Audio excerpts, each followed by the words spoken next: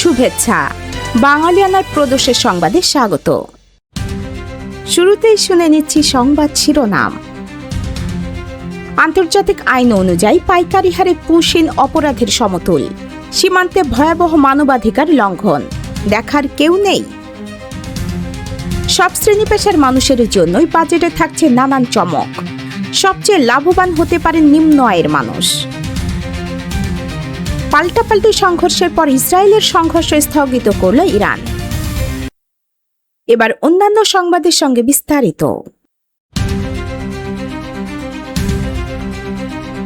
ভারত বাংলাদেশ সীমান্ত রাজনীতি ও অভিবাসন সংকটের আলোচিত বিষয় হয়ে দাঁড়িয়েছে পুশব্যাক ও পুশিন। যুদ্ধ, রাজনৈতিক অস্থিরতা, জলবায়ু পরিবর্তন কিংবা মানবিক সংকটের কারণে বাস্তুচ্যুত মানুষ যখন একটি দেশের সীমান্তে আশ্রয় চাইতে আসে, তখন অনেক ক্ষেত্রে তাদের আবেদন বিবেচনা না করে জোরপূর্বক ফিরিয়ে দেওয়া হয়। আন্তর্জাতিক মানবাধিকার সংস্থা ও শরণার্থী বিষয়ক প্রতিষ্ঠানগুলো এই প্রক্রিয়াকে পুশব্যাক বলে থাকেন।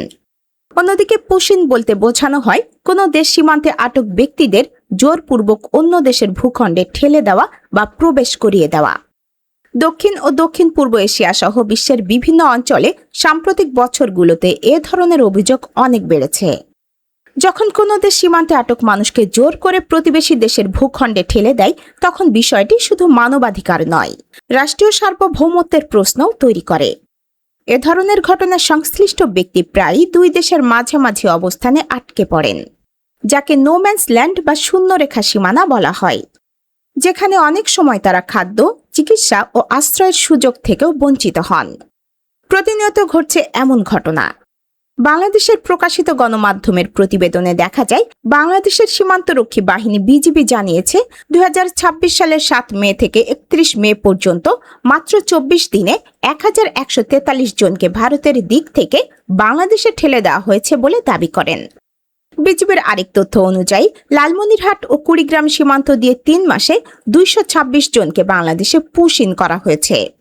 এদের মধ্যে বাংলাদেশি, ভারতীয় ও মিয়ানমারের নাগরিকও ছিলেন বলে বলা হয়েছে। 2026 সালের জুনে বাংলাদেশ অভিযোগ করেছে যে মাত্র 24 ঘন্টায় সীমান্তের বিভিন্ন পয়েন্টে কমপক্ষে 10টি পুশিনের চেষ্টা তারা প্রতিহত করেছে। রিসার্চ গেটের আইন বিষয়ক এক গবেষণায় দেখা গেছে, পুশিন পুশব্যাকের সুনির্দিষ্ট কোনো শাস্তির কথা উল্লেখ নেই, তবে এটি গুরুতর আন্তর্জাতিক অপরাধ এবং এর ফলে দায়ী রাষ্ট্র ও সংশ্লিষ্ট ব্যক্তিবর্গের বিভিন্ন আন্তর্জাতিক আইনি জরিমানা, নিষেধাজ্ঞার বিধান রয়েছে। যদি কোনো রাষ্ট্র বা সীমান্তরক্ষী বাহিনী নিয়মতান্ত্রিকভাবে এবং সুপরিকল্পিত উপায়ে কোনো নির্দিষ্ট গোষ্ঠীকে পুশব্যাক করে, তবে আন্তর্জাতিক অপরাধ আদালতের রোম সংবিধি অনুযায়ী তা মানবতা বিরোধী অপরাধ হিসেবে গণ্য হতে পারে।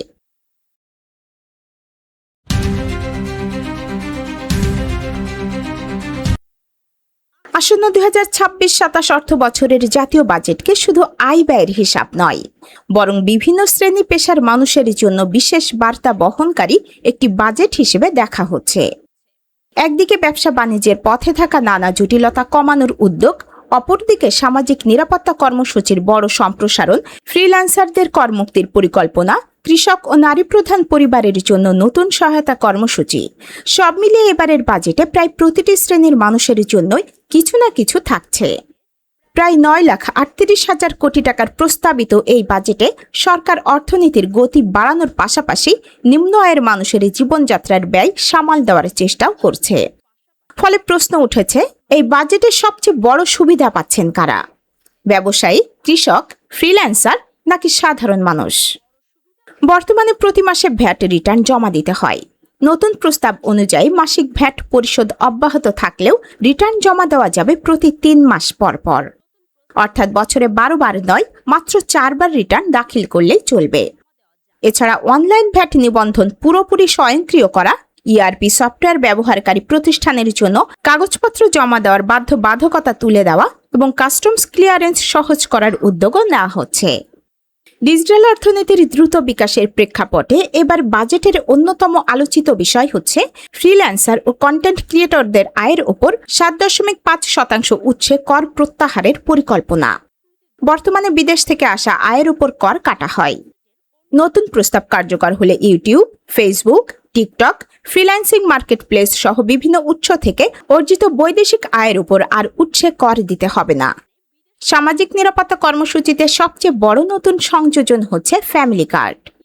আগামী অর্থবছরে ৪১ লাখ নারী প্রধান পরিবারকে এ কার্ড দেওয়া হবে। খাদ্য নিরাপত্তা ও কৃষি উৎপাদন ধরে রাখতে কৃষকদের জন্যও নতুন কর্মসূচি চালু হচ্ছে। ৪২,৫০,০০০ কৃষক কার্ড পাবেন। সামাজিক নিরাপত্তা খাতের সবচেয়ে বড় অংশ জুড়ে রয়েছে বয়স্ক, বিধবা ও প্রতিবন্ধী ভাতা। বয়স্ক ভাতা ৬৫০ টাকা থেকে বাড়িয়ে ৭০০ টাকা করা হচ্ছে। উপকারভোগীর সংখ্যা বাড়িয়ে ৬২ লাখ করা হবে। কর্মহীন শ্রমিকদের জন্য নতুনভাবে সামাজিক সুরক্ষা কর্মসূচি চালু করা হচ্ছে। এই কর্মসূচির আওতায় ১৫,০০০ শ্রমিককে মাসে ৫,০০০ টাকা করে সর্বোচ্চ ৩ মাস পর্যন্ত সহায়তা দেওয়া হবে। জুলাই অভ্যুত্থানে নিহতদের পরিবার ও আহত ব্যক্তিদের জন্য মাসিক সম্মানী ভাতার ব্যবস্থা করা হচ্ছে।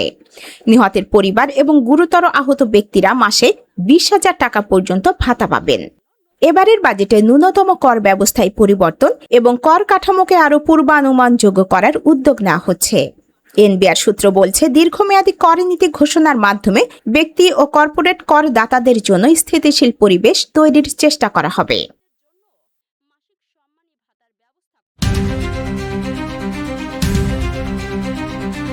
ইসরায়েলের বিরুদ্ধে সামরিক অভিযান স্থগিতের ঘোষণা দিয়েছে ইরানের সামরিক বাহিনী। তবে সতর্ক করে তারা বলেছে, তেল আবিব লেবাননে আগ্রাসন শুরু করলেও আরও কঠোরভাবে আঘাত হানা হবে। ইরানি আধা সরকারি বার্তা সংস্থা ফার্স এমন তথ্য জানিয়েছে। ইরানের এই ঘোষণার কিছু সময় আগে মার্কিন প্রেসিডেন্ট অবিলম্বে হামলা বন্ধ ও যুদ্ধবিরতির আহ্বান জানান। রোববার রাতে দুই দেশের মধ্যে শুরু হওয়া পাল্টাপাল্টি হামলার কারণে গত এপ্রিলে কার্যকর হওয়া যুদ্ধবিরতি হুমকির মুখে পড়েছিল। সোমবার ট্রুথ সোশ্যালে দেওয়া পোস্টে ট্রাম্প লিখেন, ইরান ও ইসরায়েল এখন অবিলম্বে যুদ্ধবিরতির দিকে এগোচ্ছে। কারো বোকামি বাধা না হয়ে দাঁড়ালে শান্তি প্রতিষ্ঠার চূড়ান্ত আলোচনা এগিয়ে চলছে।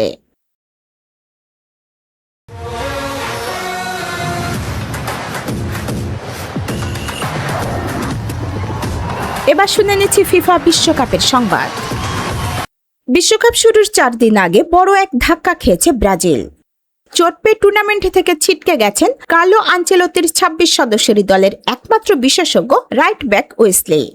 ব্রাজিলিয়ান ফুটবল কনফেডারেশন সিপিএফ রোববার জানিয়েছে, শনিবার মিশরের বিপক্ষে ২-১ গোলে জেতা প্রীতি ম্যাচে বাম উরুর পেশিতে চোট পান ওয়েসলি।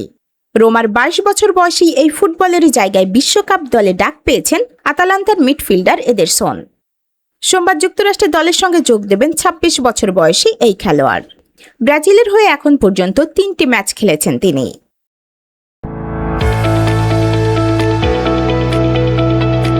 এবার শুনে নিচ্ছি বাঙালিয়ানার বাণিজ্য সংবাদ।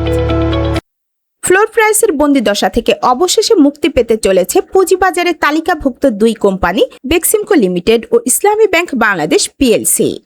৬ বছরেরও বেশি সময় পর কোম্পানি দুটির উপর থেকে ফ্লোর প্রাইস প্রত্যাহার করে নেওয়ার নীতিগত অবস্থান নিয়েছে নিয়ন্ত্রক সংস্থা Bangladesh securities and exchange commission BSEC. কাল পরশুর মধ্যে বেক্সিমকো ও ইসলামী ব্যাংকের ফ্লোর প্রাইস প্রত্যাহারের নির্দেশনা জারি হতে পারে। বেক্সিমকো শেয়ারের ফ্লোর প্রাইস ১১০ টাকা ১০ পয়সা এবং ইসলামী ব্যাংকের ফ্লোর প্রাইস ৩২ টাকা ৬০ পয়সা।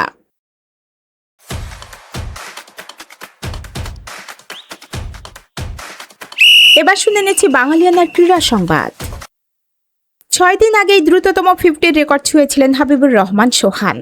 এবার তিনিই ভাঙলেন ৫০ ওভার ক্রিকেটে বাংলাদেশের দ্রুততম সেঞ্চুরির রেকর্ড। আজ ইউল্যাব মাঠে ঢাকা প্রিমিয়ার লিগে সিটি ক্লাবের বিপক্ষে মাত্র ৪৫ বলে সেঞ্চুরি করেছেন লিজেন্ড অফ রূপগঞ্জের হাবিবুর। আজকের আগেও লিস্ট এ ক্রিকেটে দ্রুততম সেঞ্চুরির রেকর্ড যৌথভাবে হাবিবুরেরই ছিল। তার সমান ৪৯ বলে সেঞ্চুরি ছিল মোসাদ্দেক হোসেনেরও। আজ ৪৫ বলে সেঞ্চুরি করে সেই রেকর্ড একার করে নিয়েছেন হাবিবুর। বাঙালিয়ানার প্রদেশের সংবাদ শেষ হলো। ধন্যবাদ।